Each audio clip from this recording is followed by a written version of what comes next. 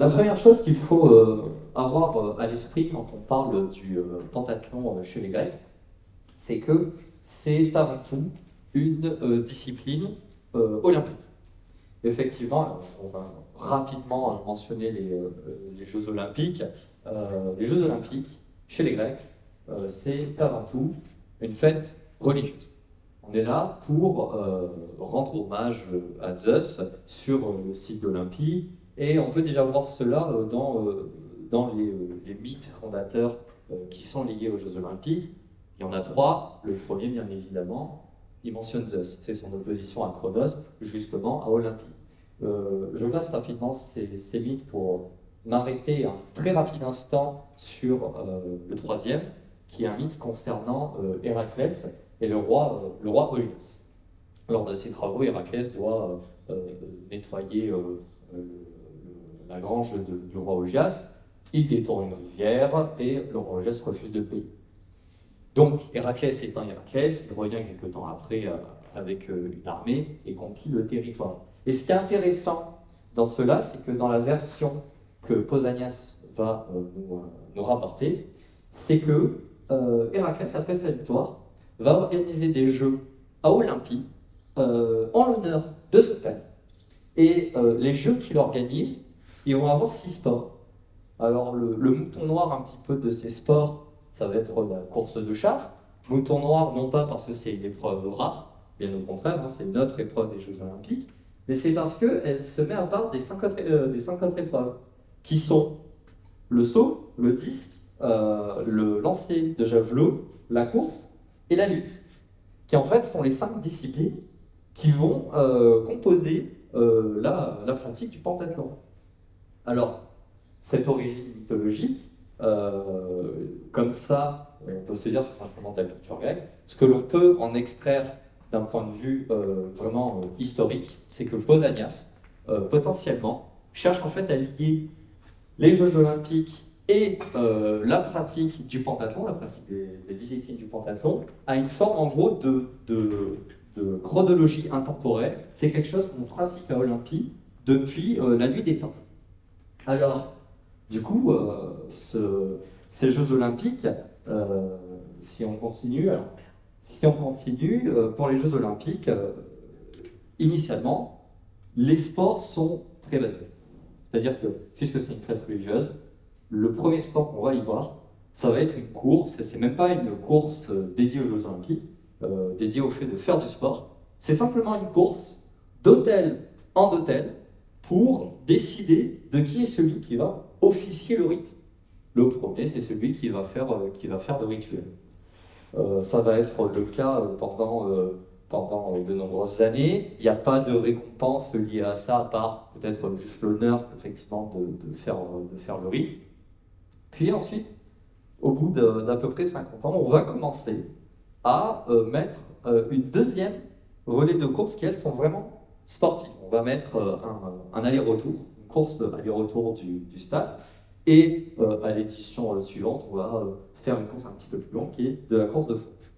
Les Grecs sont très friands de courses, mais pour le temple d'Olympie, le succès va rester assez local avec ces courses. On observe que les vainqueurs des premières éditions des Jeux Olympiques sont en fait du secteur autour d'Olympie dans le Péloponnèse, à peu près 1 jour, 2 jours de marche, et quand la deuxième vague de course apparaît, on peut monter à vaguement 1 semaine de marche. Puis, en 708, tout a changé. En 708, le pentathlon apparaît. Là, vraiment, la popularité des Jeux d'Olympie, visiblement, croît de façon exponentielle. Ça va devenir extrêmement populaire. On va vraiment rentrer dans cette notion de festival pan-hellénique qui va impliquer toute la Grèce.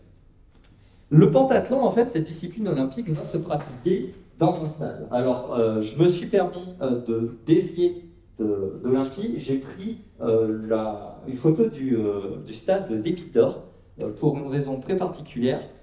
Il y a des gradins sur les côtés. Finalement assez proches des gradins qu'on pourrait avoir de nos jours, à une différence près. c'est que de nos jours, les gradins ils sont très loin de l'endroit où on va pratiquer. Ils sont à des dizaines de mètres, ou peut-être même une centaine. Là, le public, il va être à peu près à vue d'œil, on va dire une quinzaine de mètres des participants. Du coup, ça va participer à la manière dont on va pratiquer les épreuves du pentathlon.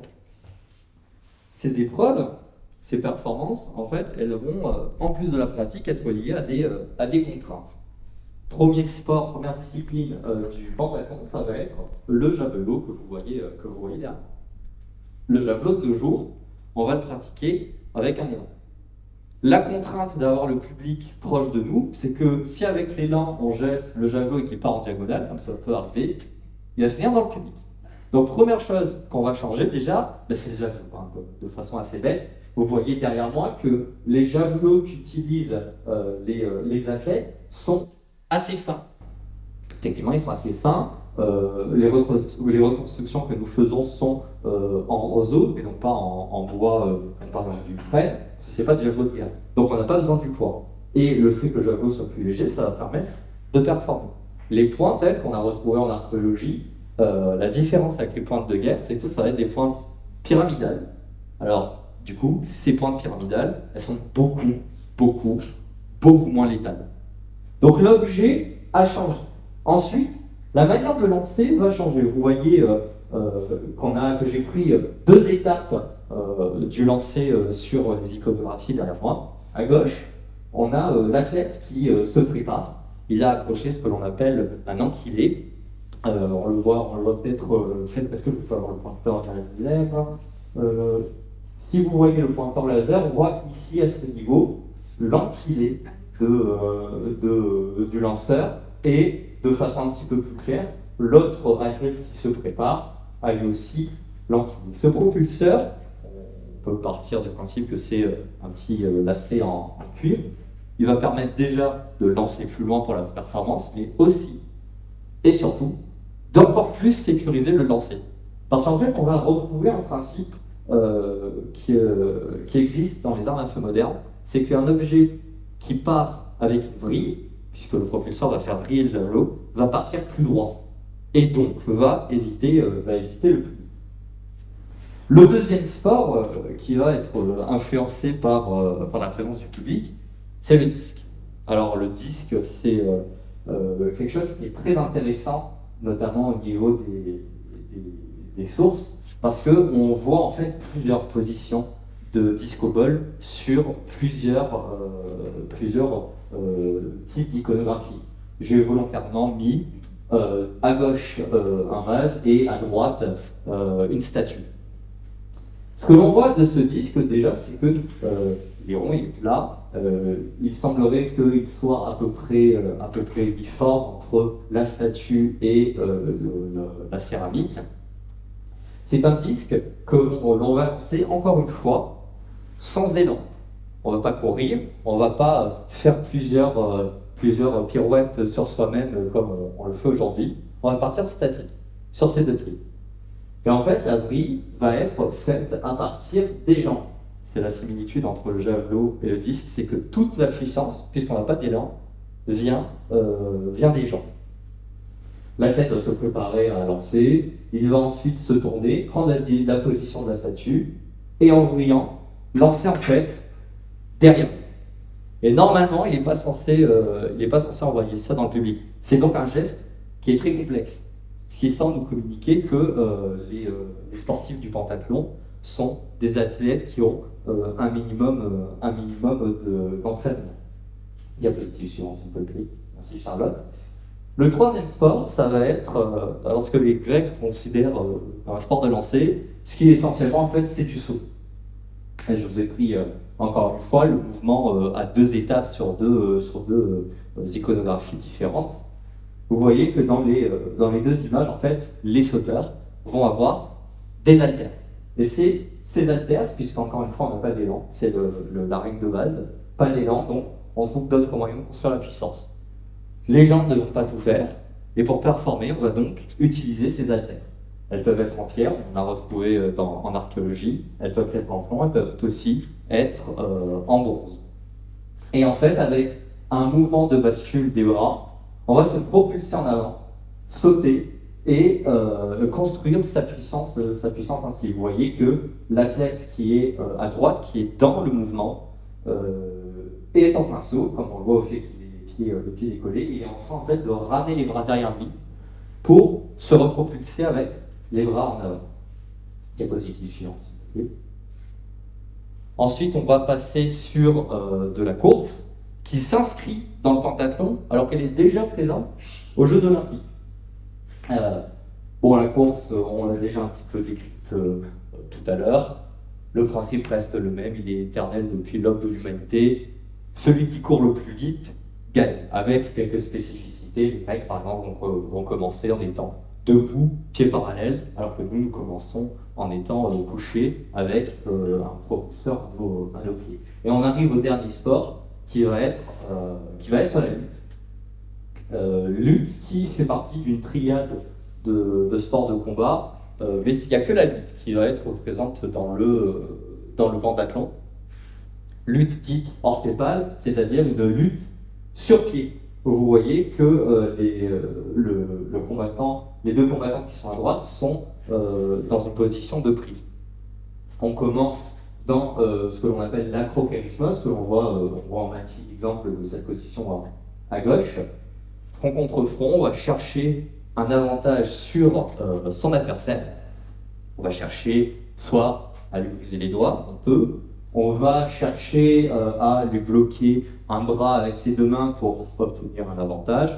On va chercher ensuite ce type de projection que l'on retrouve sur la statue. Donc on voit déjà qu'il y a une différence dans les types de sports qui sont pratiqués. C'est déjà le premier intérêt du pentathlon. C'est que c'est un sport visiblement un peu touche à tout. Bah oui, parce que toutes ces épreuves vont faire appel à différentes compétences. Le javelot et le disque, c'est deux lancers, mais c'est deux lancers qui sont très différents. Certes, ils sont techniques, mais le disque, puisqu'il est plus lourd, va nécessiter plus de force. Le saut va nécessiter une certaine coordination de ses mouvements. La course va nécessiter aussi bien l'endurance que la rapidité. La lutte, elle, va nécessiter certes de la technique, mais aussi quand même une force certaine. Parce que chez les Grecs, en lutte, il n'y a pas de catégorie. Vous pouvez être un gringalet de 60 kg et vous retrouver contre la montagne de votre cité rivale qui va en peser 90. Donc en fait, visiblement, ça semble rentrer dans un idéal grec, dans un type d'idéal grec de l'athlète parfait, celui qui peut tout faire. Celui qui est capable de pratiquer différents sports. Potentiellement, c'est une interprétation personnelle, potentiellement ce principe est aussi lié au concept de kalos, kagatos, beau et bon. Quand je parle de beau, je ne parle pas beau dans des critères de Menkina, mais dans des critères sportifs, dans des critères d'entretien du sport qui sont liés en fait à la citoyenneté. Le citoyen doit être beau de corps, pour pouvoir défendre sa cité en cas de besoin. Et s'il est beau, il est donc bon. Bon moralement, bon pour servir sa cité, bon pour participer à la vie politique. Mais du coup, si je me suis attardé autant sur la gestuelle, notamment en représentant des iconographies, c'est pour une raison assez particulière, c'est que l'étude du sport, notamment l'étude du pentathlon chez les Grecs, c'est une étude qui semble être quasi indissociable de l'expérimentation. L'expérimentation va nous permettre en fait d'interpréter les images. Parce que un des premiers défauts des images, des différentes choses que je vous ai présentées tout à l'heure, c'est que ce sont des arrêts du temps. Là, je vous les ai compilées, mais elles ne font pas forcément partie de la même collection, de la même période. Donc on est obligé déjà de compiler ces iconographies. Ensuite, d'en faire une étude, de les regrouper par sport, de les remettre dans l'ordre, et ensuite seulement on peut se dire « Mon Dieu, mais comment est-ce que ça marche ?» Et du coup, le meilleur moyen de savoir comment ça marche, c'est de le pratiquer, pour arriver pour arriver à une conclusion. Alors, bien évidemment, cette expérimentation, elle doit être faite le plus sérieusement possible. Je vous ai mis derrière moi une citation de Vincent que je vais vous lire, qui est sortie d'un de ses articles qui s'appelle « Du geste à la science », lui-même se trouvant dans un ouvrage Rome et la Loire sur l'armée romaine. Un bon protocole expérimental nécessite 5 phases essentielles. Numéro 1. L'étude et l'analyse des sources historiques, ainsi que la lecture attentive des thèses et hypothèses des historiens contemporains. Travail de base de l'historien, lire ses sources, utiliser ses sources, soit-elles des textes ou soit-elles des objets archéologiques, et ensuite s'inscrire dans le débat historiographique des historiens contemporains. Jusque-là, on est assez classique. Numéro 2, la reconstitution matérielle la plus fidèle possible des pièces archéologiques pertinentes. Pertinentes, hein, il n'y a pas besoin d'enfoncer une porte ouverte. On ne va pas reconstruire une épée médiévale pour faire des sports antiques. Il faut choisir ses objets. Il faut choisir ses objets à partir de fouilles que l'on a fait, et ensuite, il faut que les reconstructions respectent leur poids, leurs proportions, leur équilibre.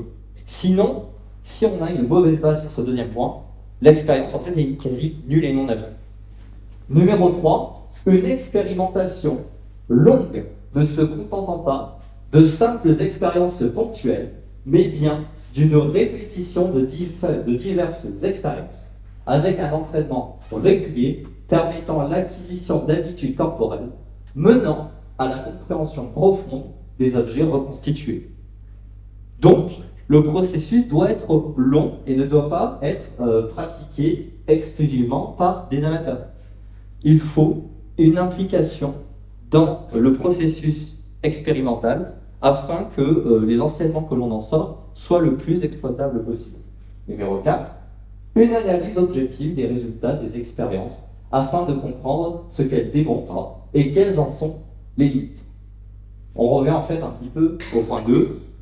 Forcément, on peut parfois avoir des interrogations sur certaines pièces de matériel.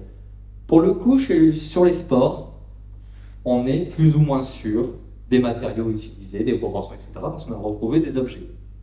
Ça s'applique plus à d'autres cas où en fait on a des images d'objets qu'on n'a pas retrouvés. Donc là, pour l'instant, en matière de pentathlon, on n'a pas de souci. Numéro 5, un retour vers les sources historiques, éclairé sous le nouveau jour de la pratique et de l'expérimentation gestuelle, et le recommencement des étapes du protocole. C'est-à-dire qu'une fois que l'on a expérimenté, c'est pas la fin du processus, il faut relire ces sources ou re-analyser ces objets. Déjà pour voir si on a fait quelque chose de différent par rapport au texte ou aux images, en revoyant, ah zut, effectivement, le texte que l'on a fait là, il n'est pas correct, on doit le reprendre. Ou aussi tout simplement pour pouvoir poser un consensus sur on a eu ça dans les sources, on a eu ça dans la pratique, comment les deux se coupent. Et j'ai ajouté une petite note personnelle. À cela, nous ajouterons le besoin d'une flexibilité de la conclusion, pouvant relancer l'expérimentation si de nouveaux éléments apparaissent après quelques années. Effectivement, l'histoire étant une science, et la science étant quelque chose qui bouge avec de nouveaux apports, de nouvelles interprétations, il faut que toutes ces expérimentations soient ouvertes. Elles ne peuvent pas être finales. Sinon, en fait, on risque de condamner le sujet à une stagnation intellectuelle qui ignorerait des apports intéressants. Alors, on était dans l'Antiquité, on était en Grèce. Je vais vous demander un petit effort d'imagination, puisque maintenant je vais vous emmener donc, à la fin du 19e siècle, et pour commencer à Paris. Puisque, comme vous le disiez Morin, on a beaucoup parlé d'olympisme, on va continuer à en parler. Le pentathlon étant un sport purement olympique, dans le sens où il a été créé pour les Jeux olympiques et par des organisations olympiques. Donc on va voir comment ça s'est passé donc, pour la partie moderne. Alors, Donc dès 1892, Pierre de Coubertin propose à l'Union des sociétés françaises de régénérer ces Jeux olympiques. Alors Pierre de Coubertin, au départ, est un pédagogue. C'est quelqu'un pour qui le sport, la pratique sportive est très importante dans l'éducation en général, dans l'éducation militaire également, puisqu'il a passé une partie de sa carrière du côté militaire. Mais il croit beaucoup à l'universalité du sport. C'est un humaniste qui pense que le sport, c'est pour tout le monde. Alors bien sûr, il y a quelques nuances. On est quand même à la fin du 19e siècle. C'est un homme de son temps. Alors, bon, voilà.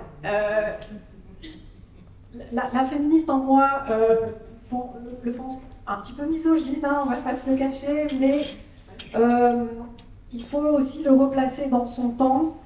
Et on va dire qu'il n'était pas beaucoup plus misogyne que les autres hommes de son temps. On va dire que ce n'était pas un progressiste. Hein, on va dire comme ça. Voilà. Donc effectivement, les Jeux Olympiques sont un projet français et donc de Pierre de Coubertin.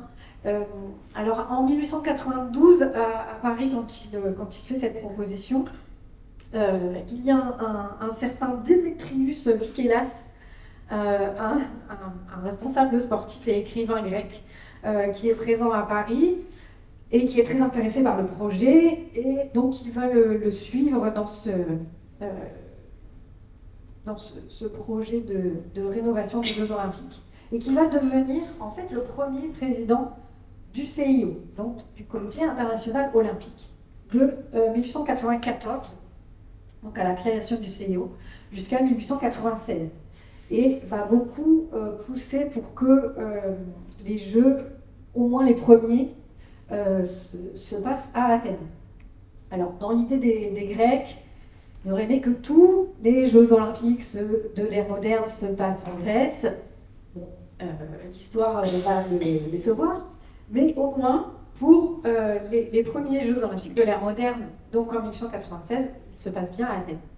Alors, on n'a pas encore d'épreuves combinées à Athènes, donc d'épreuves avec plusieurs sports, comme le pentathlon.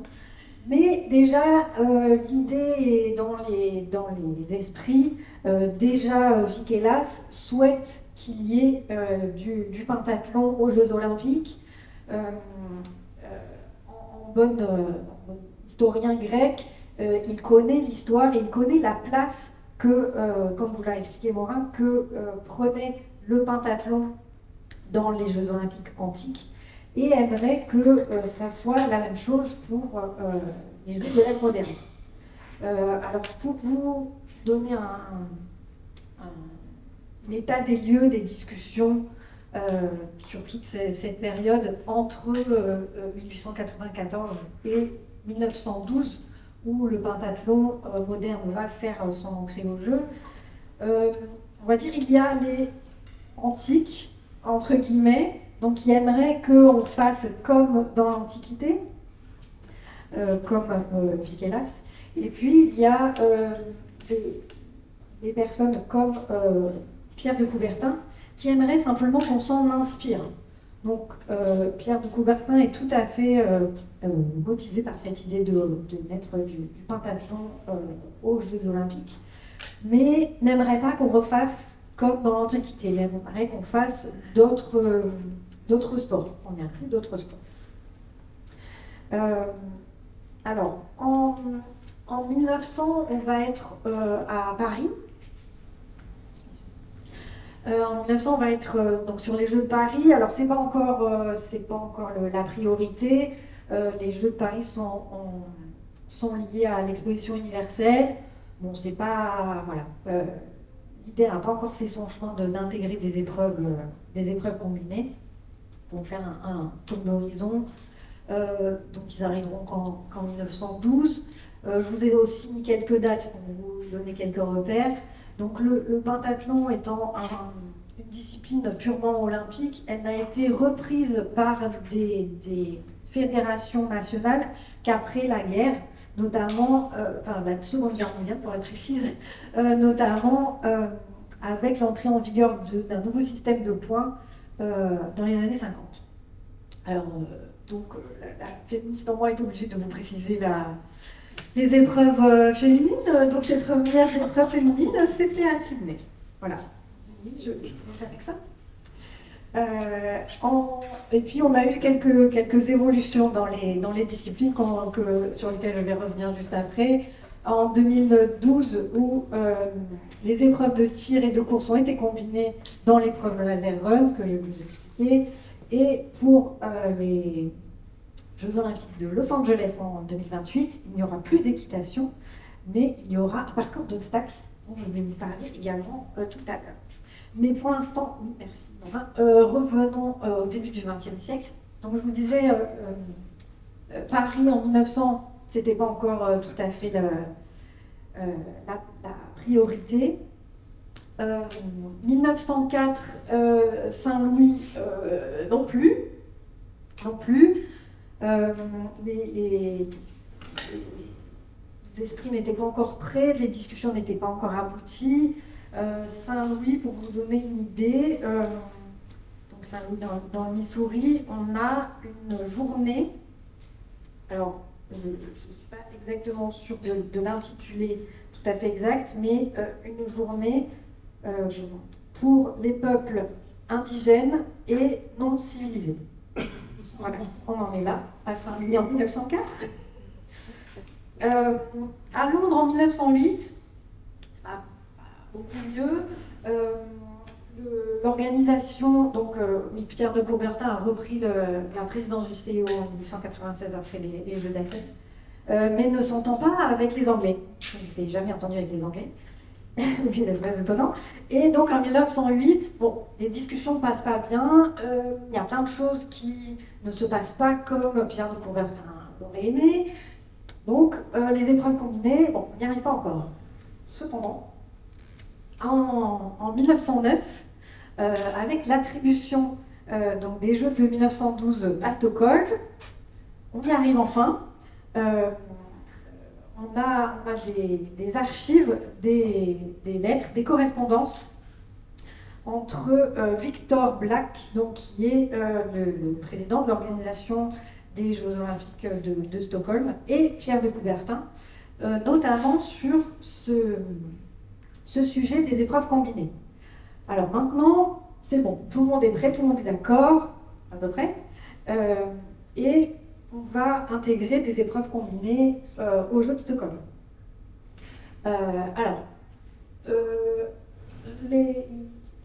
Le sujet sur lequel personne n'est d'accord, c'est quelle épreuve on va faire. Alors, comme je vous disais, il y a un peu deux courants, les antiques, qui notamment ont réussi à reproduire un pentathlon antique, comme Morin nous l'a décrit, aux Jeux de 1906. Comme je vous ai mis l'affiche à gauche. Alors vous allez me dire, en 1906, vous ne m'avez pas dit. Bah oui, vous ne m'avez pas dit. Parce que c'est pas tout à fait la bonne date. Hein, c'est pas les mêmes. C'est donc 2 ans après Saint-Louis et 2 ans avant Londres. Alors, c'est des jeux quand même, mais le CIO n'était pas tout à fait d'accord. Donc, dans l'histoire, ils n'ont pas été reconnus comme jeux olympiques. Les performances des athlètes ne sont pas répertoriées comme performances olympiques, mais dans la forme, c'était ça. Hein. Ce sont des jeux de la décennie, donc qui se sont passés à Athènes. Les Grecs auraient bien aimé que tous les jeux se passent chez eux, mais bon, pas d'accord. Mais bon, ils ont quand même réussi à organiser donc, des jeux en 1906, où donc on a eu une première tentative d'épreuves combinées aux Jeux. Mais dans les courants de discussion, ce sont plutôt donc comme Pierre de Coubertin, les personnes qui préféraient simplement s'inspirer de l'antique, qui ont plutôt pris le dessus. Alors, pour faire un petit tour d'horizon, quels sports ont été retenus? Alors, au départ, Pierre de Coubertin, étaient plutôt ouverts hein, sur les différents sports. Ils se disaient peut-être du saut, peut-être un lancer, peut-être de l'équitation, peut-être une course, peut-être de la lutte, peut-être... bon. Il était assez ouvert à la discussion. Et puis, oui, je veux bien la diapo suivante. À quoi on est arrivé?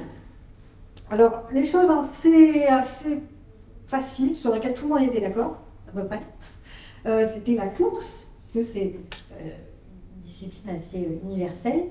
En revanche, il fallait quand même pas trop froisser l'athlétisme. Donc, il fallait pas que ce soit pareil. Il ne fallait pas que ce soit dans un stade. Donc, la première épreuve, donc en 1912, c'était un cross. Là, vous voyez, je vous ai mis quand même une image de course, mais c'était quand même 4000 mètres donc de cross en extérieur. On a une épreuve de natation également. Donc ça, à peu près, tout le monde était d'accord. La natation, c'est une bonne idée. Alors là, la différence avec maintenant, c'était que à l'époque, le bassin faisait 100 mètres de l'eau. Mais c'est à peu près la règle. Sinon, le seul détail qui changeait. Une épreuve de duel également, l'escrime. Tout le monde était à peu près d'accord, donc ça se passait un petit peu comme maintenant également. Hein, tout le monde rencontrait tout le monde. Alors sur le choix de l'arme, même si le sabre avait quand même des supporters, c'est plutôt l'épée qui a été retenue dès le départ et qui est toujours utilisée. Alors pour les détails sportifs, les différences entre les armes sont l'endroit où on peut toucher son adversaire et la façon dont on peut toucher son adversaire. Donc à l'épée, on peut toucher tout son adversaire et plutôt avec les stocks, donc avec la pointe. Et il y a des détails de double touche également, suivant les armes. Mais voilà, c'est un peu les différences entre les armes. Donc l'épée, ça arrangeait bien Pierre de Coubertin finalement, parce que les Français étaient assez forts à l'épée, donc c'était pas mal. Qu'est-ce qu'on avait aussi? Alors, le saut, ça n'a pas trop plu, donc ça a été abandonné. Pierre de Coubertin voulait peut-être une épreuve de lutte, voire autre chose, une espèce de duel. Bon. Et ce qui a été retenu, c'est le tir. Donc je ne vous ai pas trouvé de photo, mais c'est une épreuve qui a duré très longtemps, donc du tir au pistolet à 10 mètres. L'évolution dans le temps, c'est qu'elle a été ensuite remplacée par des grenailles et ensuite par du laser, mais on a toujours une forme de tir. Ce qui a été un peu plus compliqué pour les négociations internationales, c'est donc l'équitation, puisque les Suédois pensaient plutôt que les athlètes allaient emmener leur cheval. Mais ça contrevenait à l'esprit démocrate, j'ai envie de dire, de Pierre de Coubertin, qui pensait que ça allait désavantager certains athlètes, que tout le monde ne pouvait pas, n'avait pas les moyens d'emmener son cheval, que voilà. Et donc il fallait que ce soit le pays organisateur qui fournisse le camisson. Mais on est tombé quand même sur un compromis. Les athlètes qui ont des chevaux peuvent les emmener. Ceux qui n'en ont pas, Stockholm font bien. Donc c'est comme ça que ça s'est passé en 1912 à Stockholm.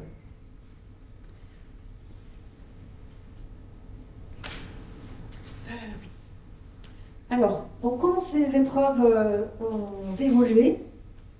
Comme je vous l'ai dit, à partir de, oui, en gros,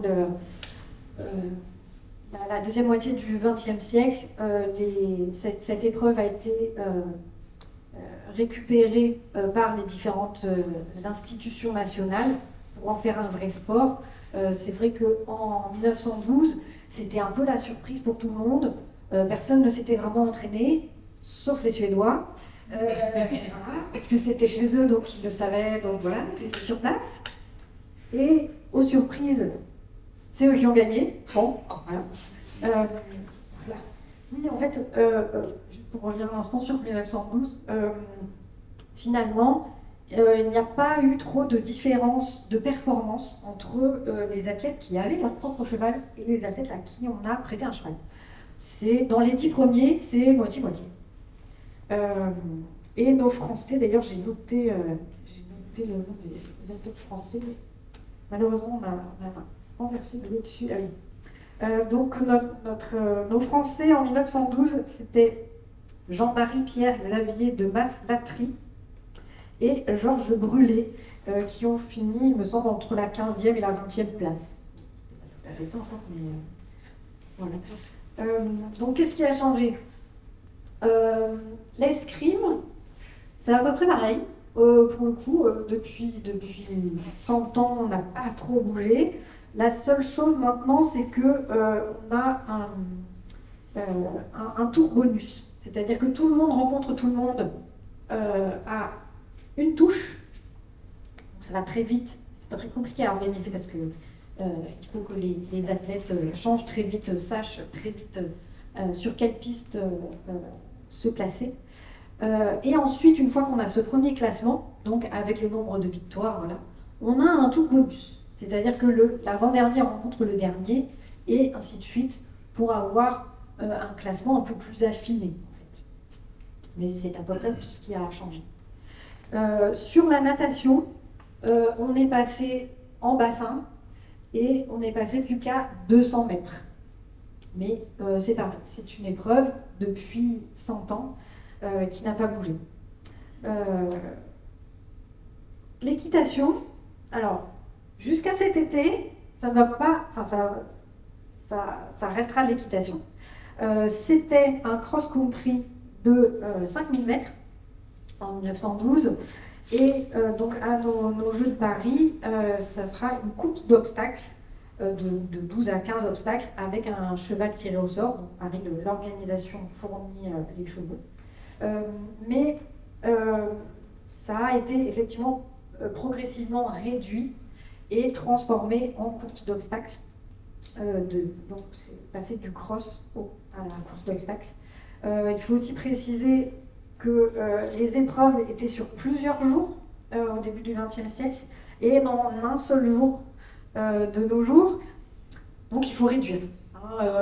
Faire un cross de 4000 mètres, plus 200 mètres de natation, plus voilà. Les triathlètes, c'est très bien, mais pour le pentathlon, ça fait un petit peu beaucoup. Donc, si on veut réduire le temps des épreuves, eh bien, il faut réduire les épreuves. Donc, c'est ce qu'on a fait. Donc, la natation est plus courte, l'escrime est pareil, l'équitation est plus courte. Et le gros changement,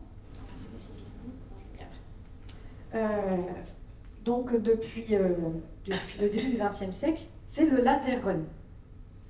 Alors, donc je vous en ai mis une image en fait en bas à droite. C'est vrai que c'est pas très parlant comme ça sans vidéo, mais comment ça se passe? Donc, je ne sais pas si vous connaissez un peu les épreuves de biathlon nordique. Donc, vous avez une alternance de ski de fond et de tir à la carabine. Et bien, c'est un peu ça. C'est un peu ça, c'est-à-dire que l'on court et on s'arrête sur certains stands et on tire. Alors, c'est plus une carabine, du coup, c'est un pistolet laser, donc laser run. Et on a également 5 cibles à toucher. La seule différence, c'est qu'il y a des timings un petit peu différents et il y a un circuit un petit peu différent. C'est sur un seul format, alors que le biathlon peut être sur plein de formats différents. L'important ici, c'est que les organisateurs, enfin les responsables du biathlon moderne, du pentathlon moderne, voulaient qu'on puisse reconnaître un vainqueur. Comme je vous le disais, les différentes épreuves donnent un différent nombre de points. Mais si à la fin, à la course, c'est pas celui qui avait déjà le plus haut nombre de points qui gagne, En fait, on ne sait pas qui gagne. On est le nez sur le tableau, alors avec ce temps-là, qui a tel nombre de points, c'est pas pratique.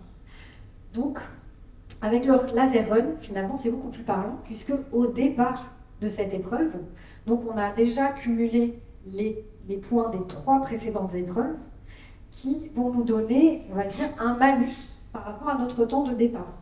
Comme au biathlon pour l'épreuve de poursuite. En fait, c'est la même chose. La poursuite au biathlon arrive après une autre course où on a déjà un classement. Et donc, on va partir avec 10 secondes, voire 30 secondes, voire 35 secondes de retard par rapport au premier.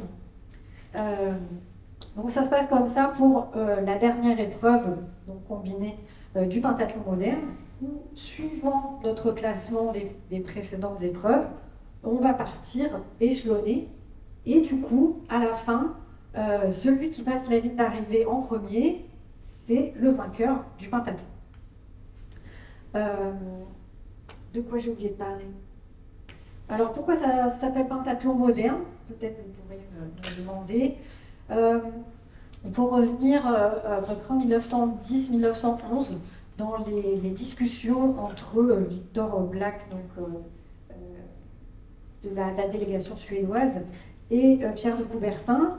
Et en fait, c'est une idée suédoise, c'est-à-dire que dans les discussions sur, justement, est-ce qu'on s'inspire de l'antique ou est-ce qu'on fait de l'antique, Pierre de Coubertin était plutôt pour juste s'en inspirer. Et du coup, Victor Black, à un moment dans une de leurs correspondances, lui dit « Ah, mais c'est en fait un pentathlon moderne que vous voulez. » Le pentathlon moderne était né. C'est pour ça que maintenant est resté le nom de la dénomination pentathlon moderne. Également, pour pas trop vexer également l'athlétisme, comme je le disais, pas trop aller sur leur terrain, puisqu'en même temps, en 1912, sont arrivées les épreuves combinées athlétiques purement, donc de pentathlon athlétique, qui ensuite s'est transformé en hétathlon, et de décathlon également, donc de l'athlétisme. Donc ces 3 épreuves combinées sont arrivées en même temps en 1912. Alors, de nos jours, que faisons-nous? La fédération de pentathlon moderne s'est développée donc, depuis l'année dernière avec cette nouvelle discipline de sport historique qui finalement boucle la boucle de notre conférence aujourd'hui. Donc avec cette nouvelle discipline donc de pentathlon historique. Alors on reprend un petit peu les bases de notre pentathlon antique dont vous parlez Morin tout à l'heure. On va pratiquer le lancer de disque, le saut et le javelot, comme dans l'Antiquité, même si on a quand même nos maillots modernes, hein, ça ne s'agit pas. Mais on va reprendre nos reconstitutions de disques, d'haltères et de javelots antiques, donc pour reproduire ces techniques spécifiquement antiques. En revanche, pour les 2 autres disciplines, ça a été plus compliqué à négocier avec le reste des fédérations sportives. Comme vous disait Morin, normalement, la 4e épreuve du pentathlon dans l'Antiquité, c'était la course. Alors nos amis de l'athlétisme n'étaient pas tout à fait d'accord et ils disaient non, si c'est de la course simple, il faut venir chez nous, il faut que ce soit du pentathlon antique, du pentathlon athlétique, ça va. Donc, on a décidé de récupérer une épreuve antique des Jeux Olympiques antiques, qui s'apparente à de la course, qui en est aussi, mais qui est de la course en armes. C'était une des dernières épreuves des Jeux Olympiques, un moment symbolique où, après avoir déposé les armes donc pour la trêve olympique du site, on reprenait les armes et donc on faisait une course de 2 stades, donc un aller-retour du stade, où il fallait contourner un poteau et revenir. Sauf que là, on le faisait avec son bouclier. Alors on a aussi quelques iconographies, quelques sources qui nous montrent qu'au départ, ils avaient aussi leur knémine, donc leur protège tibia, voire leur casque. Mais assez vite, ils se sont rendus compte que ce n'était pas du tout pratique et que ça ne les avantageait pas du tout dans la course. l'important c'était le bouclier, puisque dans cette course, on a le droit de taper les gens. On a le droit de pousser son adversaire, voilà, de la ligne, pour le contournement du poteau également, pour que ce soit plus stratégique, voilà. Donc dans notre pentathlon historique, on a de la course en armes. Et puis pour la 5e épreuve, c'est pareil, la lutte debout, c'est compliqué. On avait déjà les fédérations de lutte qui n'étaient pas tout à fait d'accord. Et même si on leur expliquait que là c'est de la lutte debout, c'est pas pareil, voilà. Au niveau sécurité, c'était quand même compliqué à organiser. Donc, pour faire un clin d'œil à nos amis médiévistes, a été choisi le duel à l'épée longue. Alors, un petit peu comme de l'escrime, vous voyez, les combattants sont tout à fait protégés, sauf que on a des vraies épées cette fois. On n'a pas des épées d'escrime, on a des vraies épées. Donc pour terminer ce pentathlon. Voilà, c'est une discipline assez nouvelle où on a eu des premiers championnats cette année qui seront validés à partir de l'année prochaine avec un champion de France. Donc c'est une évolution qui se fait par étapes avec la Fédération française et le ministère des Sports. Mais on a déjà eu des épreuves cette saison et on aura un champion l'année prochaine. Alors on a des clubs un petit peu partout en France, sur Paris, sur les Charentes, dans Savoie, dans le sud bien sûr, puisque notre association Petite Sœur Somaskia donc, est le club sportif dérivé de notre association culturelle, donc s'emploie à développer cette nouvelle discipline. Voilà à peu près ce qu'on pouvait vous dire sur cette nouvelle discipline. Est-ce que vous avez des questions? Oui. Il y a en ce moment à la radio une série sur les JO, les titres, donc les athlètes des JO, des drogués comme les autres, etc., etc. Il y a quelques émissions en podcast, par exemple, toujours écoutables. Et ils ont signalé, mais sans détailler, que dans le monde grec, les drogues existaient, mais ils n'ont pas précisé. Est-ce que vous pouvez donner des produits que je n'utiliserai pas ici pour aller plus vite et ou plus haut ou plus fort? Mais en termes de produits, je ne suis pas sûre de pouvoir répondre. Ce que je connais, enfin dans l'état de mes connaissances, c'est que déjà le terme de drogue n'a pas la même sémantique dans l'Antiquité que maintenant. Il n'y a pas de différence de mots entre drogue et médicament. C'est le même mot en grec antique. C'est seulement l'utilisation qui en fait un produit plus ou moins dangereux, plus ou moins actif. Effectivement, les triches étaient réprimés. Les anodis, donc les organisateurs et arbitres des jeux, y veillaient et les athlètes étaient sévèrement sanctionnés quand ils étaient pris à tricher. Je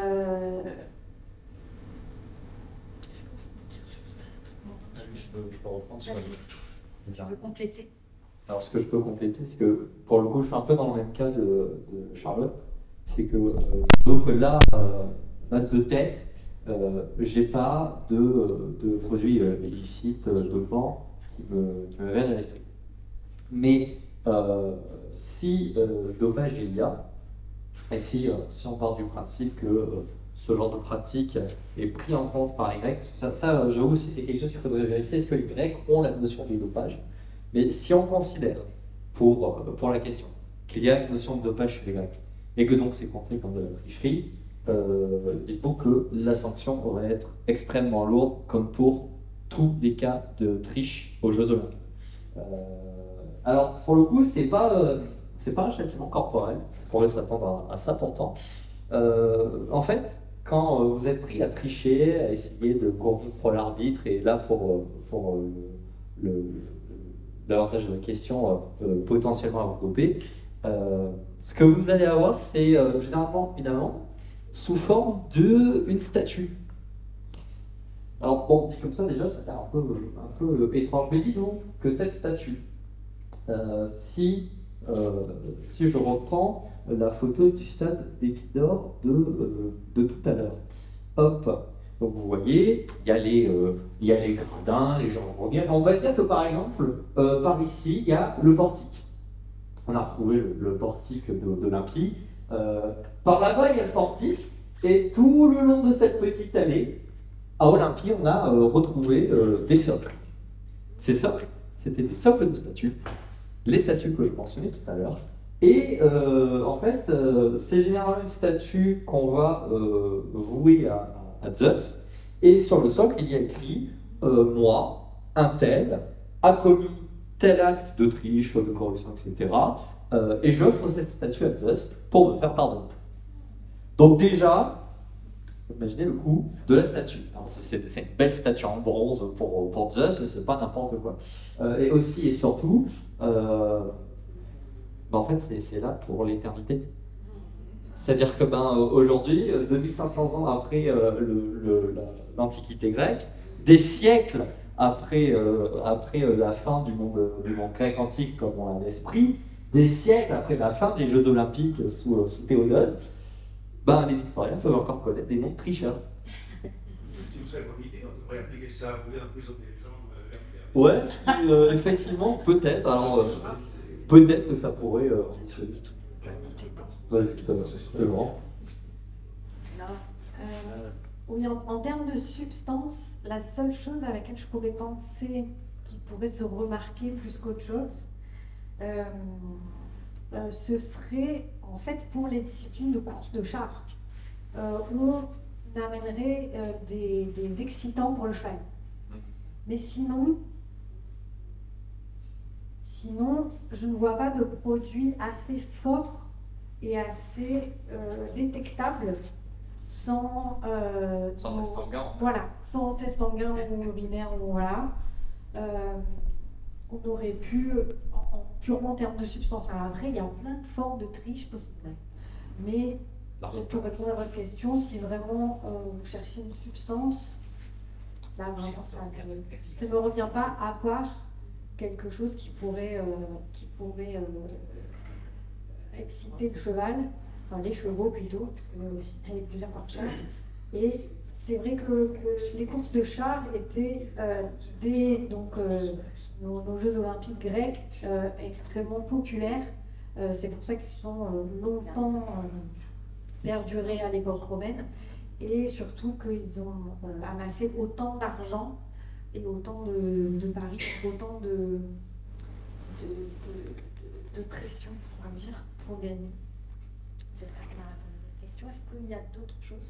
Oui, pardon. Je me souviens que, dans la jeune temps, avoir entendu que le lancement du disque, c'était une extrapolation, une pratique militaire, où en fait on envoyait le disque en bas pour faire descendre les boucliers. C'était coordonné avec les archers pour faire descendre les boucliers pendant que les archers essayaient de... Voilà, il y a quelque chose comme ça. Donc en fait, après, l'épreuve, c'était d'envoyer le plus loin possible et de mesurer la distance, c'est ça? Oui, effectivement, ça vient d'un geste martial, le lancer du disque. Et c'est pour ça que les disques antiques ne sont pas comme les disques modernes, c'est-à-dire que les disques antiques sont plats. Donc ils ne sont pas faits pour aller très loin et pour voler, ils sont faits pour monter et tomber et se planter. Et effectivement, quand on voit ce genre de truc arriver, alors ça peut faire très mal au pied, voire casser le pied. Et surtout, on essaye de s'en protéger en cassant la ligne, puisque à l'époque grecque, donc on se bat en phalange, donc en formation groupée et compactée. Et c'est la force de la phalange, c'est qu'elle est compactée. Donc si vous lui envoyez des trucs dessus, alors les flèches ça va à peu près, mais des disques, tout ce qui est contondant, il faut s'écarter. Il faut s'écarter et il ne faut pas se le prendre sur le pied. Et du coup, on a plus de chances de casser cette ligne et du coup avoir des chances de battre l'adversaire.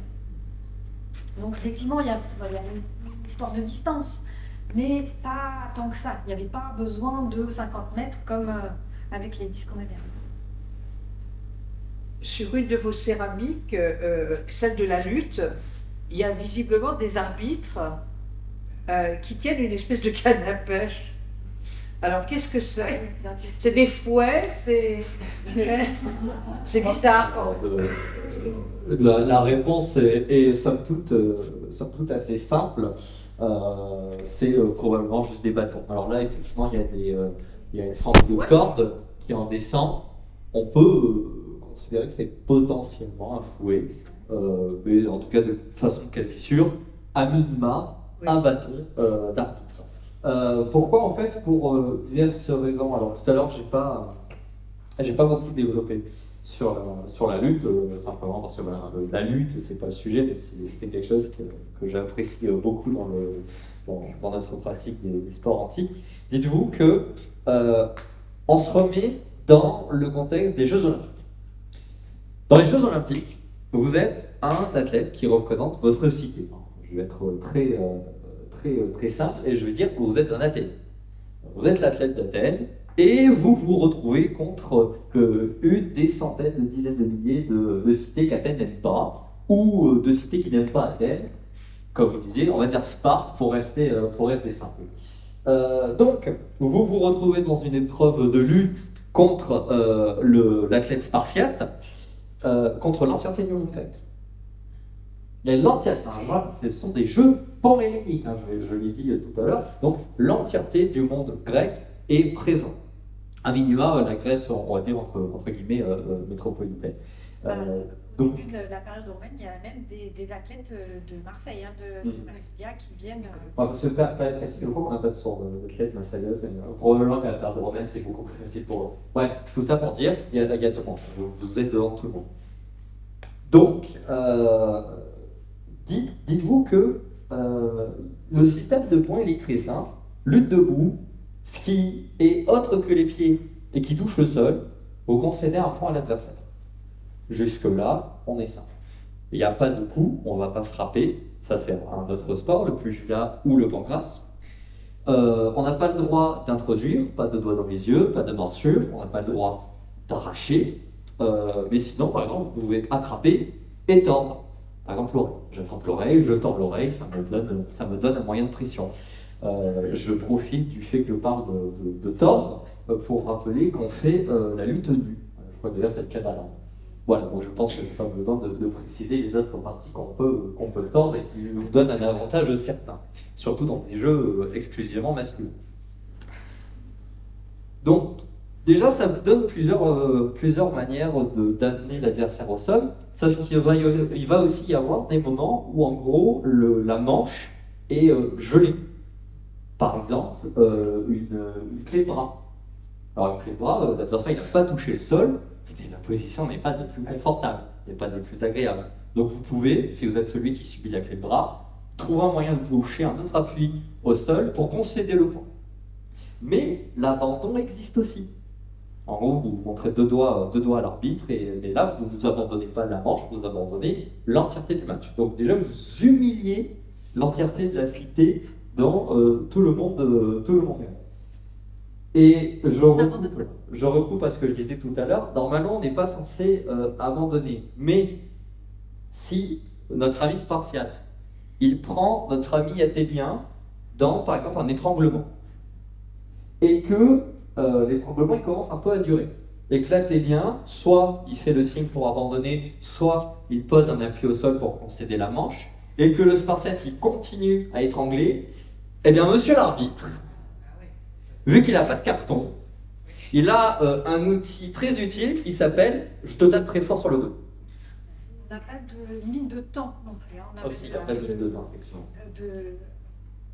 Progression de poids, mais on n'a pas de limite de temps non plus. Donc, il peut rester étranglé comme ça. Sur le papier, effectivement, vous pouvez rester dans la position d'étranglement ad vitam aeternam. D'un point de vue biologique, Nous avons encore à l'Antiquité certaines limitations. Tu voulais la... Non, oui, j'ai oublié de vous parler du parcours d'obstacles. Donc, en 2028 à Los Angeles, donc nous n'aurons plus, je vous en ai un petit peu parlé tout à l'heure, nous n'aurons plus d'équitation. Dans le pentathlon moderne, cette épreuve a été remplacée par un parcours d'obstacles. Alors, un parcours d'obstacles, pas pour cheval, mais pour humain. Alors, ça ressemble un petit peu au parcours du combattant. Et pour ceux qui regardent la télé, un peu à Ninja Warrior, si vous voulez. On a des obstacles, des agrès. Il y aura 8 agrès sur un parcours de 70 mètres, 6 fixes, 6 permanents, on va dire, et 2, c'est la surprise de l'organisateur. Ça changera, mais voilà, il y en aura 2 qui changeront, et 6 auxquels vous serez habitués. Voilà. Et Koh-Lanta. Un petit peu. Voilà, on aura des murs à grimper, on aura des anneaux à s'accrocher, on aura voilà, ce genre de choses. Il y a une petite vidéo sur le site internet de la Fédération française de pentathlon moderne pour vous l'expliquer. Donc encore cet été à Paris, on aura du saut d'obstacle à cheval, mais à partir de Los Angeles en 2028, on aura du parcours. Je profite du fait que tu aies mentionné le parcours du combattant pour poser ma propre question. Si je reviens à la diapositive sur les... Si je reviens à la diapositive sur les épreuves de 1912, moi, ce qui me frappe particulièrement, c'est que épée, natation, équitation, course et le dernier c'est le tir, c'est ça. Moi, ça me fait beaucoup ça me fait beaucoup penser en fait à ce que les officiers pratiquent. J'imagine que c'est volontaire. Alors, pas tout à fait. C'est-à-dire que c'est un peu une légende. On retrouve beaucoup ça dans l'historiographie, beaucoup plus précoce. Non, a posteriori.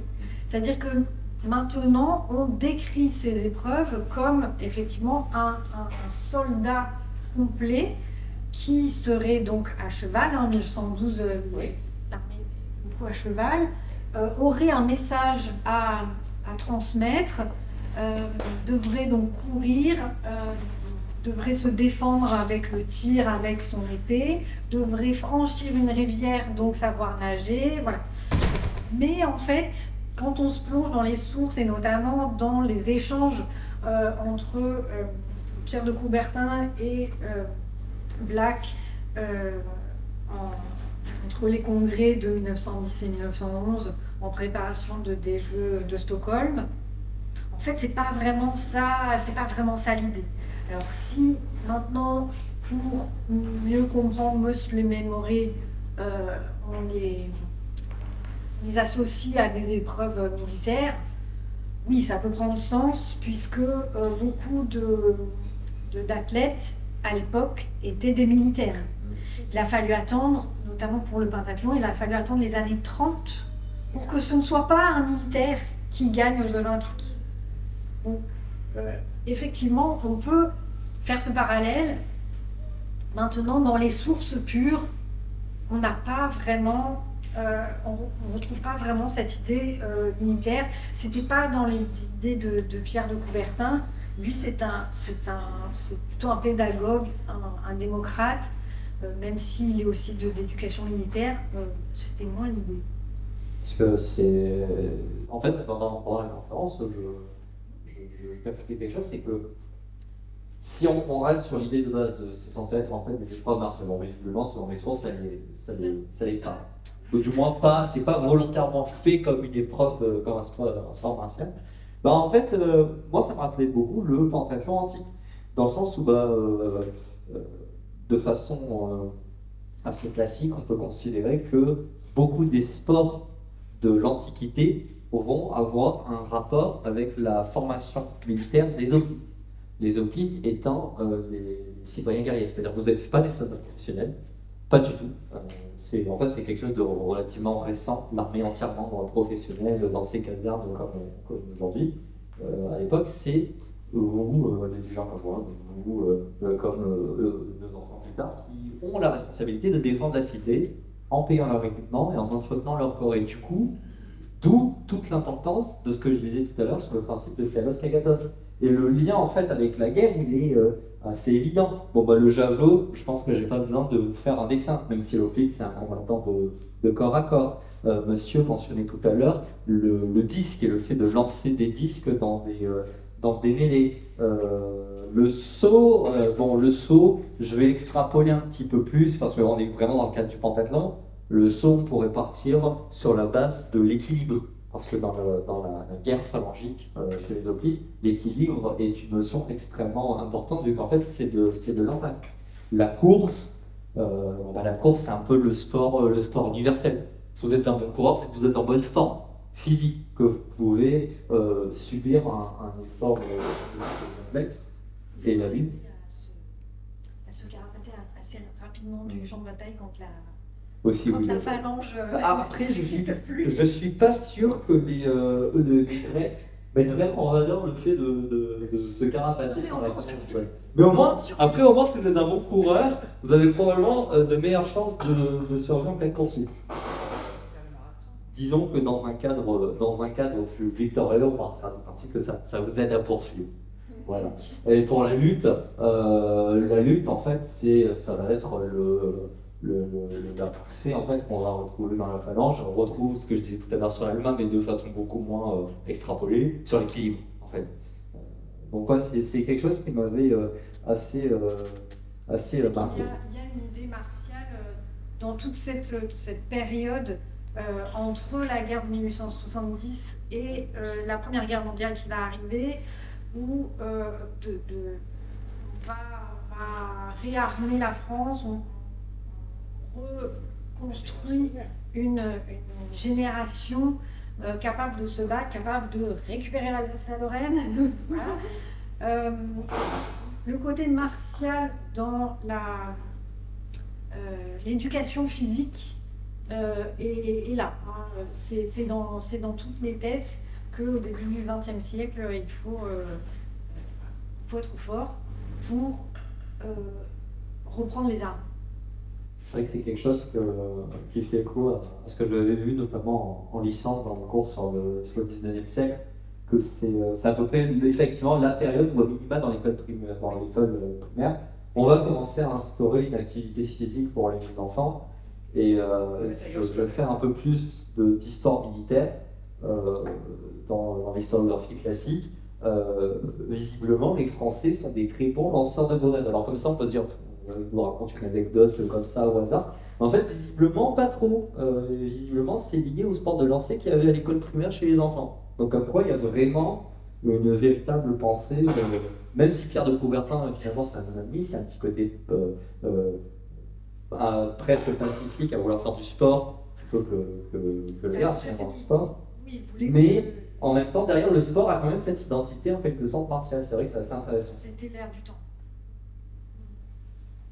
Oui, monsieur. Chez les Grecs, il y avait des médailles à la fin. Alors pour les récompenses, il n'y a pas de médaille, visiblement. Mais il y a plusieurs choses. Je sais pas si on en voit dans les iconographies que j'ai prises, je pense pas. Je vais faire une rapide vérification. On a une jolie couronne. Voilà, bon, vous allez avoir. J'ai très souvent des couronnes comme on voit derrière moi. Alors il me semble qu'aux Jeux Olympiques, c'est du laurier, si je ne me trompe pas. Vous avez ensuite des galons, donc en gros c'est des ceintures en gros tressées, généralement dans des couleurs vives comme le rouge. Déjà parce qu'en fait c'est une couleur chère, c'est une couleur prestigieuse. C'est lié à la teinture, à l'économie de la teinture, comment on fait la teinture, etc. Je ne vais pas rentrer dans le détail. Et dernière chose que vous allez gagner très souvent, ça va être aux Jeux Olympiques directement des amphores d'huile et de vin. Alors, dit comme ça peut paraître on vous donne un sandwich Sodebo parce que vous avez gagné le 100 mètres aux Jeux Olympiques. Pas tant que ça en fait. Déjà, pour l'huile d'olive, forcément, on est des Méditerranéens, donc forcément, l'huile d'olive, tout le temps, partout. Une utilisation de l'huile d'olive, par exemple, ça va être dans votre hygiène. Quand on fait du sport, on va s'enduire d'huile d'olive, parfois de sable directement. On va laisser en fait l'huile d'olive attraper la poussière, notamment en lutte, hein, c'est très pratique. Et une fois que vous avez fini votre sport, on va utiliser un strigil, c'est-à-dire une forme de petit crochet en bronze, et on va se racler la peau. Et en fait, l'huile d'olive crée une pellicule. Donc déjà, numéro 1, c'est un produit hygiénique. Forcément, c'est un produit culinaire. Il me semble, je ne suis pas un expert en religion, je m'excuse si je me trompe, il me semble qu'on peut utiliser l'huile d'olive dans des dons aux dieux. Oui, et ça sert de base pour d'autres préparations, d'autres onguents. On met de l'huile d'olive avec d'autres essences, ça c'est la base. Voilà, et bien évidemment l'utilisation culinaire. En gros, vous avez la base de votre nourriture pour un petit moment. Ensuite, le vin. Déjà, le vin, là pour le coup, dans les libations, c'est toujours pratique. Ça va aussi être un vin de grande qualité, mais un limpide quand même. Et vous allez pouvoir le consommer. Et très souvent, la consommation du vin est liée au fait de rendre hommage aux dieux. Ce qui finalement n'est pas si incohérent dans des jeux qui à la base sont faits pour honorer Zeus. Et après, si je peux compléter sur les centaines d'années qu'ont duré les Jeux Olympiques antiques, les récompenses ont peu évolué dans le temps et plutôt sur la fin de la période, certaines cités ont tenu à honorer leurs athlètes victorieux, parfois en leur donnant une maison, parfois en leur donnant une somme d'argent, parfois en les nourrissant, donc en leur autorisant, en leur donnant à manger jusqu'à la fin de leur jour. Voilà, donc c'est vrai que c'est difficile de généraliser sur toute la période de moins 800 à plus 400. Théodose, c'est au 4e siècle, je crois que c'est les années 370, le moment où il tombe sur les Jeux Olympiques. Voilà. Mais et suivant les cités, il y a eu et suivant la richesse des cités, il y a eu des différences, mais certains athlètes de cités riches pouvaient être largement honorés. Aujourd'hui, c'est pas tout de ça. J'ai entendu 10 000 plus ou moins le niveau du podium là. Ça dépend, et ça dépend aussi de la richesse des fédérations. Il y a certaines fédérations qui payent. Oui, alors, c'est-à-dire que l'équipe de France, donc les représentants français aux rencontres internationales, sont gérés, on va dire, ont un budget spécifique qui vient du ministère des Sports, qui ne dépend pas que de la fédération. Donc, il y a une partie effectivement fixe où c'est tous les athlètes pareils, peu importe leur discipline, où ils ont certains bonus, mais leurs conditions de séjour, par exemple, ou leurs conditions d'entraînement, ça va être plutôt aux fédérations, et ça dépend ce que leurs fédérations peuvent compenser. Donc là pour le coup, en fait, tout le monde n'est pas égal. Ça dépend aussi des fédérations. Mais pour reprendre là où j'en étais, ils disent aussi que généralement, il semblerait que de façon classique, un peu générale, la quantité que vous allez obtenir est quand même assez importante de vin et d'huile d'olive. Donc en plus de ça, vous pouvez le vendre. Donc en fait, ça vous offre une récompense de façon un peu détournée si vous le vendez. Et Charlotte a déjà un peu commencé à évoquer l'idée, mais ensuite vous parlez effectivement des récompenses des cités.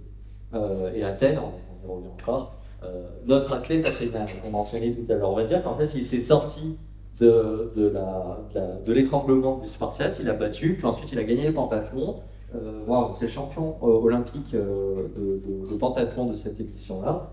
Athènes va le récompenser. Et visiblement, les récompenses d'Athènes, Vincent m'en parlait, elles sont quand même assez importantes. Déjà, parce que par Athènes, ils peuvent se le permettre. C'est une des cités les plus puissantes. Déjà de base, sauf erreur de ma part, la cité vous nourrit jusqu'à la fin de vos jours. Déjà, premier truc. Et bon, quand on sait qu'on n'est pas dans une société industrielle et que s'il y a une mauvaise moisson, on dirait qu'on est, notre nutrition n'est pas assurée, c'est quand même un engagement assez important. En fait, ça veut dire que essentiellement, vous n'avez plus besoin de gagner votre pain pour le restant de vos jours. Donc déjà, c'est une sacrée sécurité économique, en plus de la sécurité biologique que c'est bien évidemment. Ensuite, vous allez avoir accès à des banquets. Bon, alors déjà, c'est de la nourriture gratuite, on est toujours content, mais aussi et surtout, ce sont des événements sociaux. Et ces banquets, visiblement, il y a un type de banquet, je crois qu'il y a un nom spécifique. Vincent le mentionnait, mais je ne l'ai plus en tête si je ne me trompe pas. C'est un banquet d'héros de guerre et de champions des Jeux Olympiques. Donc ça veut dire qu'Athènes met au même niveau les gens qui sont des héros de guerre et les gens qui vont illustrer la prouesse sportive athénienne devant un champion grec. C'est comme si Teddy Riner, bon, c'est pas deux personnes contemporaines, hein, vous m'en excuserez, c'est les deux noms qui viennent à l'esprit. C'est comme si Teddy Riner avait le même niveau de prestige qu'Albert Roche, qui, pour ceux qui ne le connaissent pas, est un des soldats les plus médaillés de la Première Guerre mondiale. Donc c'est quand même une forme de position assez importante. Est-ce qu'il y a d'autres questions? J'ai une question, mais aussi, là. Oui, monsieur. Tout à l'heure, sur les poteries, nous avons vu donc, des sauteurs avec des sortes de fer à repasser. Oui. Est-ce qu'on a pu tester si c'est un propulseur ou est-ce que c'est au contraire un handicap? Alors, Non, c'est un propulseur. Est-ce que ça a été testé? Ça a été testé. Alors, on en fait d'ailleurs en sport historique. On reproduit les mêmes. Alors, pour le point, vous avez des tailles différentes. On en retrouve qui font jusqu'à 30 cm et qui pèsent. Du coup, c'est pas micro Alors, c'est un handicap pour la course, ce qui est effectivement courir avec les haltères dans les bras. Voilà. C'est pour ça que on pense que, comme pour les deux autres épreuves de lancer, de disque et de javelot, il n'y a pas de course d'élan. Parce que, effectivement, courir avec, c'est chiant. En revanche, c'est un élément de propulsion. C'est un balancier. Voilà, dans le sens du balancier. Alors, effectivement, là, vous le voyez dans cette position et dans cette position, mais on a aussi d'autres sources où on voit le sauteur bien plus étiré. Bon, il y a un vase, j'ai failli le mettre, mais j'ai pas réussi à trouver la bonne référence. Il est dans le seau lui-même. Il a les jambes étendues, les deux jambes étendues et les deux bras étendus comme ça en avant. Donc en fait, tout à l'heure je vous disais, il faut lier en fait toutes les images, il faut faire une forme de chronologie. Bah du coup, départ, je saute, on est sur cette image que j'ai pas mis, et ça en gros, c'est l'étape où vous allez atterrir, vous allez vous relancer, donc vous avez les bras en arrière. Ensuite, au prochain saut, vous relancez avec les points en avant. Parce que effectivement, le poids des haltères donne je dirais pas un handicap, mais demande une force supplémentaire dans les bras, mais ça nous entraîne plus loin. C'est physique en fait. Donc c'est Sur plus les tendances, difficile. on aurait peut-être pu imaginer aussi qu'il y a plusieurs étapes, plusieurs compétitions. Je m'explique, c'est-à-dire qu'une fois il faut avoir un poids de 5 kg, et la fois d'après sauter avec un poids de 6 kg, et ainsi de suite. Celui qui saute avec le plus de poids est le meilleur. Je ne sais pas, imaginez. C'est une idée, c'est pas dans notre source, mais c'est une idée. A priori, on n'a pas d'universalité de poids, c'est-à-dire que chacun saute avec ce qu'il a envie de sauter, parce qu'effectivement, ça demande moins de force quand on en a des plus légers, mais ça ne nous aide pas à aller plus loin. Donc c'est un peu chacun qui choisit son truc. En tout cas, dans la compétition que l'on a fait l'an dernier, qui est évoquée sur cette affiche, c'est comme ça qu'on a marché. Au moment du saut, vous choisissez combien d'haltères vous avez dans la main, quel poids ça vous fait, et du coup, comme dit Charlotte, c'est un choix entre est-ce que vous voulez risquer d'être déséquilibré ou d'avoir un handicap, parce que par exemple, c'est un poids que vous n'arrivez pas à gérer, au profit d'avoir physiquement plus d'effets de balance. Qu'est-ce que je Ce qui a voulais été testé surtout, c'est au niveau de la distance. Les sources nous citent rarement des distances, puisque dans l'Antiquité, en fait, c'est pas la performance, c'est la confrontation qui compte. C'est pas d'avoir fait un jet de javelot à 70 mètres qui compte, c'est d'avoir fait 1 cm de plus que les autres. Et c'est pour ça qu'il y a, si je fais une rapide parenthèse, il n'y a pas de podium chez le bac. Vous êtes deuxième à la course, lancé, etc. Alors c'est très bien, vous êtes un bon coureur, vous êtes un bon lanceur. Mais Aucune. vous n'avez pas gagné, donc je m'en moque. Et donc pour le saut, j'en étais. Oui, on a une source de longueur qui fait environ 16 mètres. Et là, ce qui a été testé, c'est le nombre de sauts qu'il faut pour arriver à 16 mètres. Parce que pour vous donner un ordre d'idée, le saut en longueur moderne, avec élan, et donc avec pied décalé, hein, puisque là, vous voyez bien que sur les sources, on a les pieds joints. Le saut en longueur moderne avec pied décalé et course d'élan, c'est un peu plus de 8 mètres le record du monde. Là, on parle donc pas de course d'élan, de pieds joints et d'haltères. Il faut plusieurs sauts. Donc a priori, entre 3 et 5 de nos jours, les spécialistes de la reconstitution de ce saut, et notamment nos sportifs chez Somaskia, en sont à 10-12 mètres à peu près. Ouais, je crois que dans Brice Lopez avec Acta, dans leur vidéo qui parle justement du saut, les 16 mètres, il les atteint avec 5 sauts. Voilà. Et de façon assez fiable avec des sauteurs. Avec des sauteurs entraînés. Oui. Qui ne font que ça. D'ailleurs, dans son assiette, il me semble que oui, qui a un demande, qui est un très bon sauteur. Non, ils doivent un petit peu moins. Un peu moins, mais voilà. quand même, il s'en approche. Il s'en approche. Donc, au niveau de l'historicité, de nos hypothèses, on pense que ce serait plutôt 5 sauts qu'il faudrait pour arriver à cette distance. Donc, une technique pour enchaîner les sauts. Et notamment, comme donc l'a expliqué Morin, comme une image de droite, où en fait l'athlète s'apprête à atterrir, mais a déjà rebalancé les bras derrière pour pouvoir être en position de repartir pour un saut supplémentaire. C'est très technique. C'est pas fastoche. La périodicité des jeux, c'était tous les 12 ans, non?